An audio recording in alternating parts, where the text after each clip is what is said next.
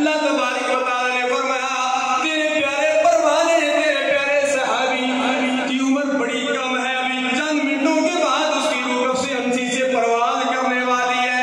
अल्लाह के प्यारे हबीब सल्लल्लाहु अलैहि वसल्लम का दीवाना वो सहाबी मुस्तफा अर्ज़ करता है या रसूल अल्लाह सल्लल्लाहु अलैहि वसल्लम, अभी मेरी रूह कब्ज़ हमसी से परवाज करने वाली है, या रसूल अल्लाह मैं कौन सा काम करने लग जाऊं?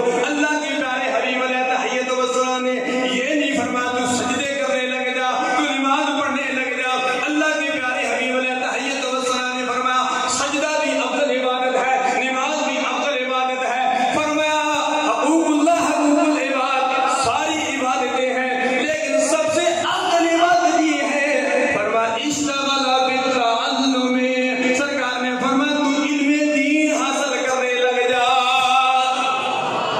अल्लाह वो इल्मे दीन हासिल करने लग गया, अर्ज करने लगे या रसूल अल्लाह मुझे इल्म सिखाओ। जब इल्मे दीन इंसान हासिल करने लग जाता है तो जब कब्र में भी जाता है तो उसको